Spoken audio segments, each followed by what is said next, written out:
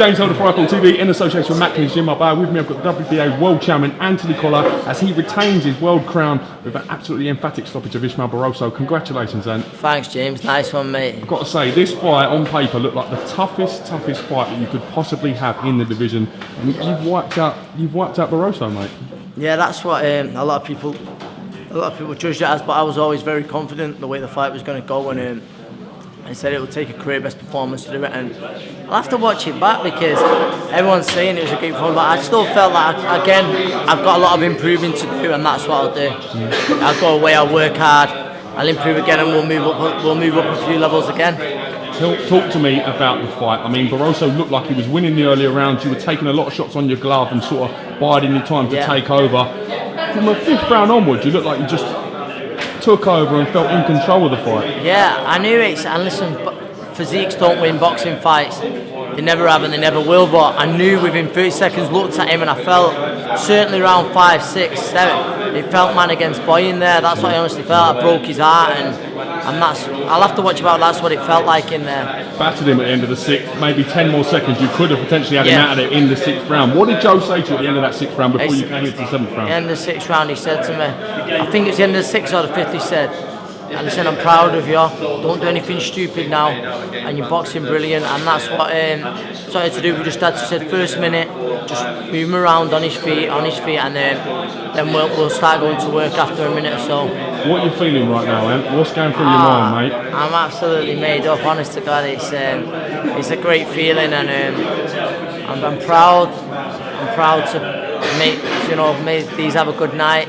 The Manchester fans and the fans from all over Britain who've come to support us, and I couldn't appreciate it anymore. And my mum, like I say, my mum and dad, they're away, and I'm just so glad I've not ruined the family holiday. I've got to say, sometimes nice guys do win. You've got a reputation for being one of the nicest people on the planet, Ant. So it's fantastic to see someone like yourself achieve what you're achieving. Thank you. No, thanks, James. Honestly, I don't know. I don't say that, boys. Thank you anyway, boys. I'm not the kind of fighter to start saying things at press conferences or anything. I never have, I never will. But, and this isn't trying to sound tough, but I'll happily fight anyone. And I think I always say you can't want it as more than me. You want it as much as me. But I think my determination and my will match anyone's out there. Is there a chance that we can see the unification with Terry Flanagan now? Definitely. It's such a big fight for Manchester and the UK. Of course it is, and I like Terry. We get on, and I think he tweeted earlier we'd like the winner. And listen, Eddie just said then we'll have a little rest. I'm not sure what Terry's plans are. He's planning to get out first, so we could look at it later in the year. If not, we could look at that next. We come up with the right deal. It's cool with me. I'm sure it's cool with Terry as well. Eddie Hearn said this is potentially one of the best nights he's been involved with as a promoter. And he's had some big nights, to be fair to him, so it must be a huge compliment to hear your promoter say something like that. Of course it is. He's had some amazing nights, and ready to even just put it up there with some of them. It's something I'm very proud of.